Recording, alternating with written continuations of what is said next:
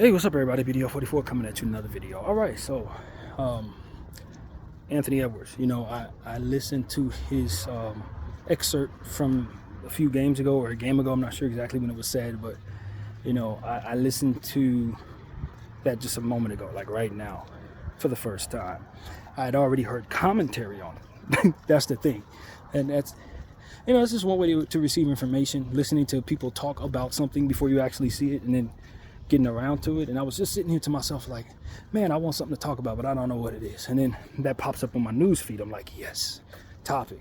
So I was listening to Trevor Lane talk about this from Laker Nation.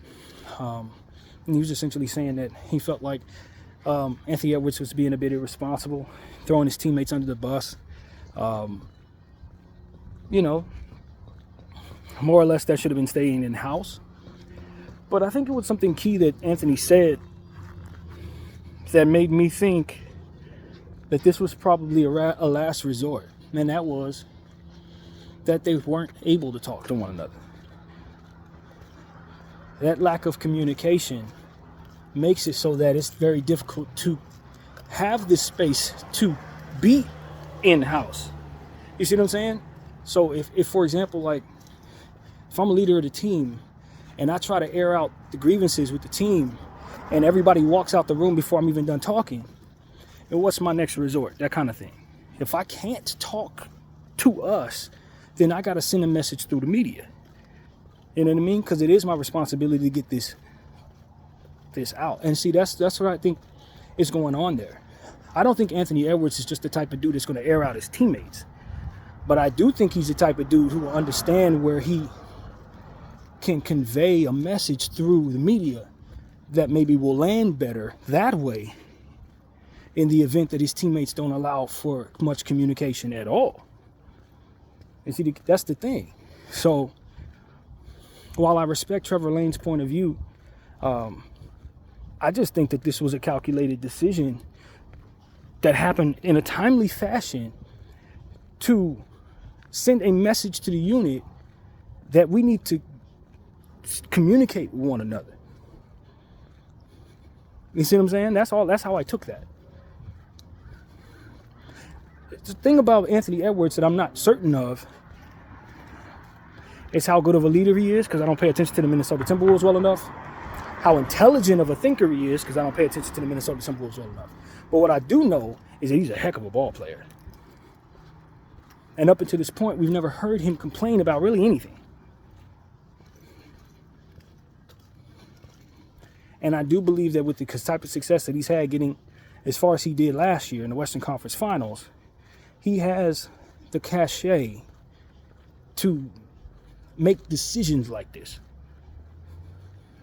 And what I also listened to in his excerpt was him essentially not throwing his coach under the bus. Essentially, he was saying that the players have it in their own minds that they're not going to listen to the coaching staff, and that they're going to try to improvise on the fly as if we know better than the coaching staff. So for all I know, it was his coach who told him to do this, because the coach is unable to communicate with the players. You see what I'm saying? So I'm not certain it's just the kid.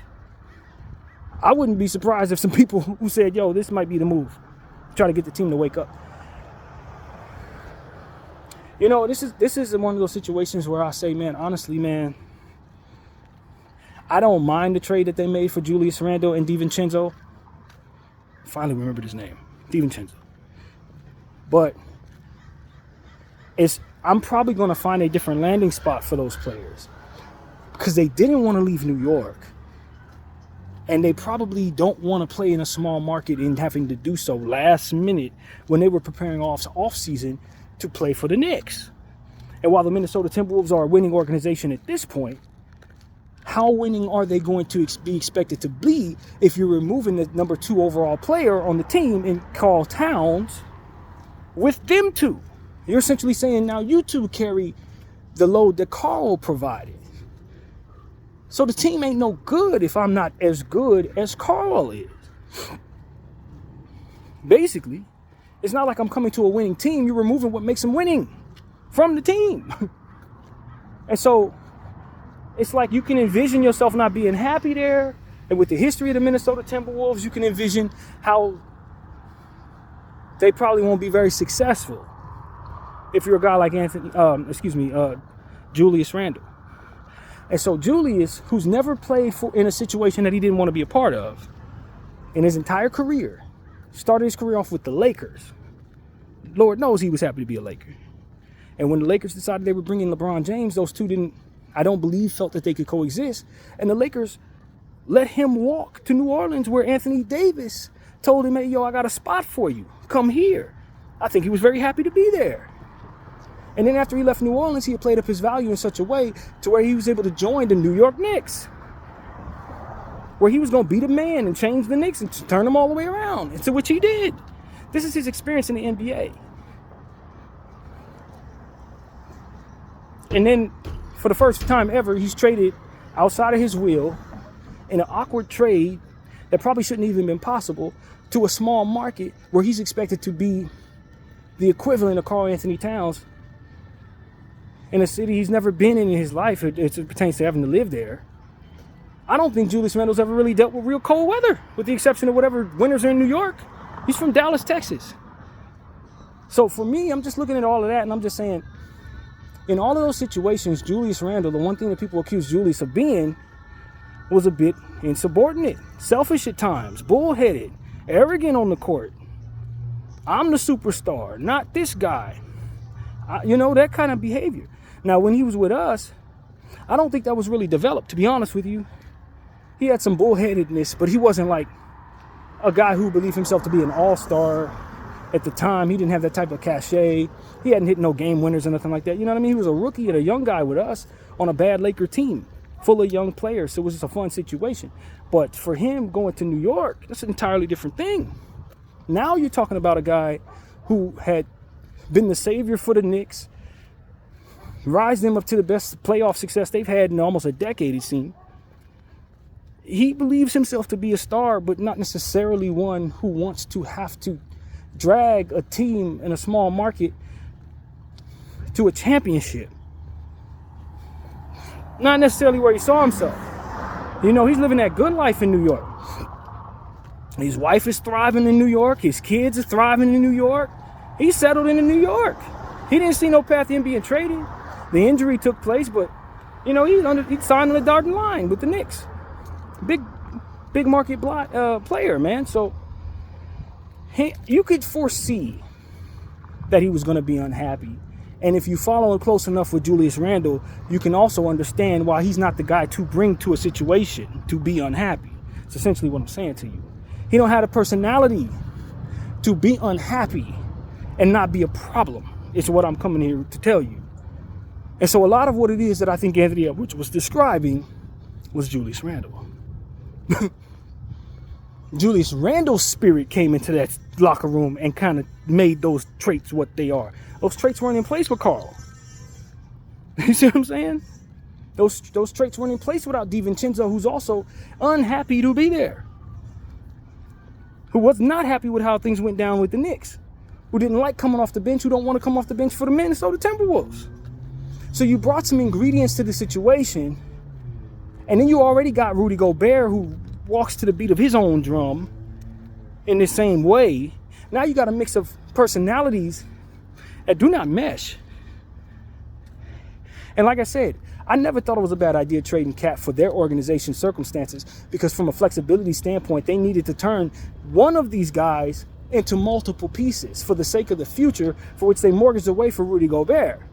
And while they're happy to have Rudy Gobert, he's actually exceeded most people's expectations. He's still not somebody you can retrade for the same amount that you gave up for him. And that was a really bad trade for their organization.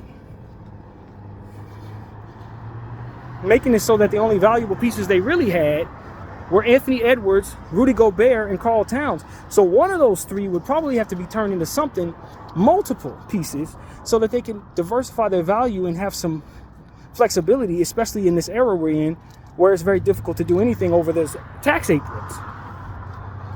So their need to make a trade was probably a result of this collective bargaining agreement really being harmful for their franchise. So I don't blame them for making the trade. I think it was the only thing to do. But what you also have to do is understand that now the expectations for your franchise is Western Conference Finals. that your very best player is at the beginning stages of his career, that you could really reign the NBA if you keep a good team around him. And maybe this is a path to being able to do that. But you can't expect Julius Randle, who's thinking he's about to be re-signing with the Knicks. Now he's with the Minnesota Timberwolves. He still wants his contract, but do he really want to be in Minnesota? Do you really think he can get his contract elsewhere to be happy in your situation based on those circumstances? His future's uncertain, and he's not the kind of guy that you want to be sitting on an uncertain future. He don't have the personality to sit in those unhappy spaces. He really doesn't have the personality to be sitting in those unhappy spaces. So it's like, this is why I think I probably make sure that I have a different landing spot for Julius Randle if I'm the Minnesota Timberwolves. Problem is, the Timberwolves do have a responsibility to win, and they probably wouldn't have gotten the best assets for an expiring Julius Randle. They probably think they can do better if they re-sign Julius Randle to a certain contract and then trade him after that contract is signed, which I would caution them against doing. But the point is to capture winning assets that can help you maintain your Western Conference Finals status. And I think they believe they could do that if Julius plays his best and if DiVincenzo plays his best. But I also think that they had a certain mesh of personalities with Karl-Anthony Towns that you can't necessarily replace with the moodiest of moodies, Julius Randle, and an unhappy DiVincenzo. So the moral of the story is this was a necessary evil, and this is a byproduct of that necessary evil. But now they got to figure out how to get the most for Julius Randle, or how to make it so that he can incorporate them, they can incorporate him rather into their situation while maintaining their Western Conference Final status, which on paper should be possible, but in reality, because of personality issues and play style issues, doesn't look like it's going to happen. I think the solution to all of this is to just try to trade both of those people right away, man. Trade Julius Randle and DiVincenzo as soon as you can. And if you're not able to, then be prepared for more problems to ensue. Because Julius ain't going to change his stripes. Rudy ain't going to change his stripes. And Anthony Edwards is only as happy as he is winning in that cold city. Ant-Man's from Georgia. He don't want to be up there no more than anybody else does. But he going to rock because he knows he has a lot of money. And he's a man there. If he just stay there, it's all set up for him to own the franchise. Problem is that the franchise to own, so to speak. He could get the most money there, but will he ever actually win there? And I think, like I said, this is a path to them being able to build something that can help him do that after making such a terrible decision like mortgaging half of their picks, or most of all of their picks, for Rudy Gobert. I can argue they only brought Rudy Gobert to their situation because they had Karl Towns in place who needed a center to do all the center things that he ultimately couldn't do. So it was a necessary trade in a theory. But when you consider who they ended up getting in the draft that year, Walker Kessler, all they had to do was just sit on Walker Kessler. He was going to be what Rudy Gobert has ultimately turned into, maybe even better in the long run, and certainly have more value in your situation. I said that when they drafted Walker, to be honest with you. That Walker's probably better than Rudy when it's all said and done. And he is. That same dynamic they were looking for, they had. But they didn't. Once again, when we talk about owners and GMs valuing older players and experience and names over the process of foreseeing productivity in rookie contracts and how that can allow them to have so much more flexibility, incorporate so much more talent into the situation. They just did the unthinkable and traded away so much for a guy who can only play one side of the floor, and Rudy Gobert. A personality that, like I said, is not the easiest to move along with. So, I told people that Rudy Gobert trade was going to tank their franchise, and this is how that happens. This is what ends up coming to that. Then you have to trade away Karl Towns because you can't move Rudy for anything that's worth anything. You can't move Anthony Edwards, so you have to move Karl. They force you into moving Karl, which is something I told them was going to happen when they did it. So, you pay for the mistakes of your past. That's what it comes down to. As a franchise, I think the right move was to try to trade one of them dudes. They did that, and this is what happens when you do that. This is the return they settled on. Why? Because it's a collective bargaining agreement that doesn't allow for you to allocate salaries that are imbalanced and taking back certain, it's so difficult in this CBA. Today probably didn't have another trade on the table. And even if they asked for a pick more or a player more, it probably would have been impossible to actually make that happen based on a collective bargaining agreement with another player. But, there was really no way around this return, essentially, is what I'm saying. If you're going to make a trade, this was the only trade that they probably could have made. When you consider how the Knicks had to sign certain players just to trade them to Charlotte, there wasn't no other way. This was the trade to make, to try to diversify yourself into multiple pieces so that you can create some flexibility. So, it's a necessary evil, man. They were going to ruin their locker room. That's all it was.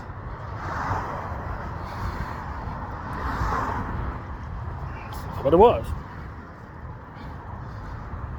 So the next move is to hopefully get lucky for them and try to find a good trade for Julius Randle, find an acceptable trade for DiVincenzo, and then further diversify if possible.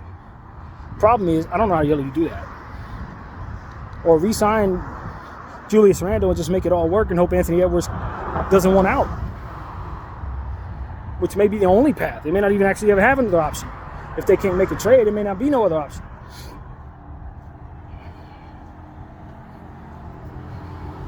So when you consider all these things, I don't know that Anthony Edwards, I don't know how savvy he is in all of this in regards to the inner workings of his franchise, but he may have all of this in his mind when he calls the team out.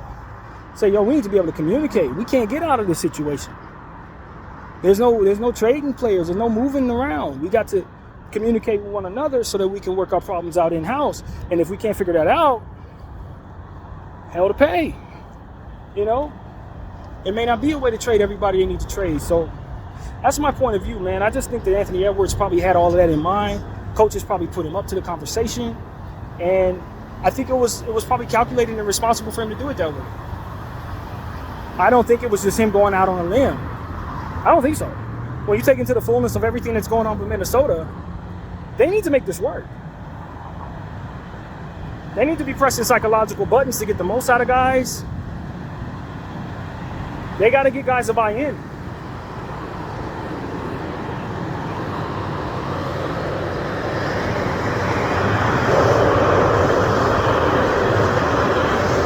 So,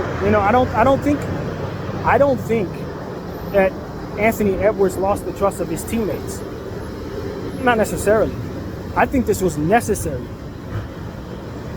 to possibly gain the ability to communicate with his teammates and maybe gain the coaching staff's ear in regards to being able to communicate with these players.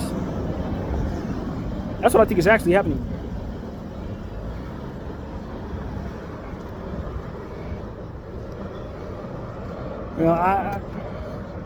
This collective bargaining agreement is horrible, man. I keep telling people. I heard somebody say that the data is not necessarily there for us to know exactly how much it impacts movement. I think that's a logical statement to state, but the structure of the confines of the collective bargaining agreement tells us that it's restrictive in and of itself. Now, whether or not people are going to find ways to maneuver around it like the Knicks and the Minnesota Timberwolves did has yet to be discovered. How it affects the business itself and how much, money is affected by the circumstance going in however many directions within our association is a totally different conversation. But as it pertains to teams being able to make trades and how restrictive that is, I think that's solidified in the language of the collective bargaining agreement itself. I don't need to see a single move made or not made necessarily to understand how restrictive it is. It's restrictive. It's clearly telling you can't do this, and this if you're that, and that. And that we can see who all is that, and that tells us who all can move and who can't. You know what I'm saying? So it's like, we already know how restrictive that thing is. And that is in place as restrictive as it is why it's foreseeable that solutions like this may not be found in trade. That you ain't gonna be able to get certain players off of these teams. that you need to maybe move on from because it's time or whatever. You're going to be stuck on that contract. Even if you have a willing partner to trade with, if they're stuck in this collective bargaining agreement apron situation, then you probably are unable to make any type of move with them. So, yeah, man, I don't think the NBA should hold on to this collective bargaining agreement. I think it does more damage than good in the long run. I've been making that argument up and down my channel ever since they signed that thing. It's just not it's not good. And so that's what I'm telling you guys, man. They need to look at how certain teams' chemistry is really disturbed by the inability to undo certain decisions and or bring in certain pieces that can make the team more winning, more capable of winning, capable of resetting, etc. You can't restrict yourself in a league that fluctuates in value constantly. You see what I'm saying? Every 3 minutes, a guy's value can potentially change. Every game, every shot, every injury can change the price tag on not only the player that's in question, but the surrounding players on the team that are ultimately going to replace him or be sitting because of him, or all these different things. You have way too much fluidity within your league to restrict yourself when it's time to make trades and ultimately allocate assets in different directions. There's too much fluidity that has to be reacted to in order to be successful. And this is the problem when you allow suits to make decisions that affect the basketball play. You understand what I'm saying? Suits, whose only intention is to focus on the game that they're playing, allowing what it is that they do to affect how the game itself is actually played. That is a problem because those two things don't go together. They can hurt one another, but the business is business of basketball. That's the business you're in. And sometimes aligning yourself with what makes sense in the other areas neglects basketball, and then it ends up bottoming out on the back end, so to speak. So that's why I've said it already once today. The NBA needs to get back to the basics, man. You're putting together basketball teams. Period. It should be very easy to do that. It should be very fluid in nature in regards to contracts. If a guy can't perform, sit him down, rip his contract up. If he's able to perform and he's playing out of this world, he should be given more money to make up the difference in regards to what he's providing. It should not be him stuck to a contract whether he's able to play up that value or not. That is too restrictive for what it is that you're actually doing. It's too restrictive. That may work when you're selling popsicles, but it ain't gonna work when you're structuring basketball clubs. That don't work. You know what I'm saying? That type of business practice is meant for a different business model. So that's my assessment of the situation. And I think the NBA is probably figuring that out now, or in denial about that, however they assess things. Because that's how people often act. I don't want to listen to basketball minds tell them how to run their business. No, because this is not good for our bottom line. Being completely detached from what their bottom line truly is. They're looking at a 5-year plan of how much the profit's supposed to be based on 5 years ago when they projected forward, and now they're not happy with what they see. It's like trying to react to the losses they took on in regards to COVID and making decisions that hurt basketball play, forgetting that they're selling basketball teams to fans who want to win. So that's really what it is, man. People doing things the wrong way. And, you know, that's why your team has players on it that you would love to get rid of and they can't get rid of. But, you know, don't blame the players for trying to react to that hodgepodge of mess going on above their heads. That's what I'll say to you. Don't blame Anthony Edwards for trying to get everybody to figure, to get in line and communicate or whatever.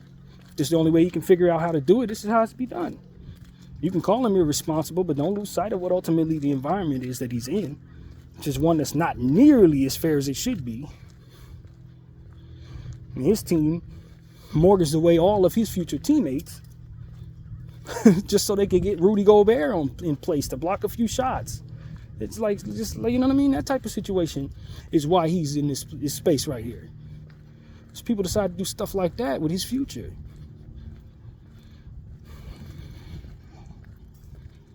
So, yeah, if I'm Anthony Edwards, I'm already out of it. I got one foot out the door any damn way. I'm going to sign every contract. It makes sense to sign so I can get my generational wealth from these people. Since they make it so that it's in my best interest to stay here for about 7 years to get my $300 million or whatever it's going to be. After I sign that $300 million, then I'm going to be looking around. And get me the hell up out of here. And that's exactly how you play that if you're him. If they ain't figured out how to replenish all that they've mortgaged at that time, I'm out. I'm going to sign with the Lakers. I'm demanding a trade somewhere else. And that kind of thing. Unless he's willing to leave money on the table before signing that $300 million contract, which is something a lot of players are not willing to do. But if he's serious about winning, he may take that route. He may take that route. He may just not even re-sign with the team, leave like $50 million, $100 million on the table, and go sign with the Lakers outright. Or maybe a different team, not the Lakers. You know, whoever. The point is, he's going to leave Minnesota. You know what I mean? But I think my assessment is he'll likely just take the bag and then start looking around for ways to get the hell out of there. As to which a player like him shouldn't have any problem doing that. If his value remains equal, no knee injuries, continues to play the way he's been playing, he's got all the leverage in the world to kind of do whatever he wants to do when it comes to that. There's not going to be too many teams that aren't going to want to, you know, make a move to get him. Not too many.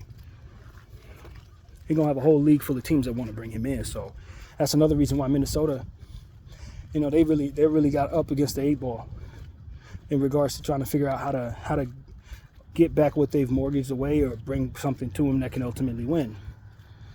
Maybe that's the argument for not making a move like this since he just got to the Western Conference Finals.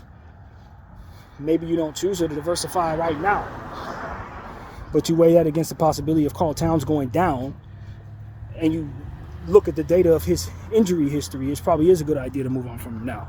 If you devise it, he's the only piece that you can move to diversify.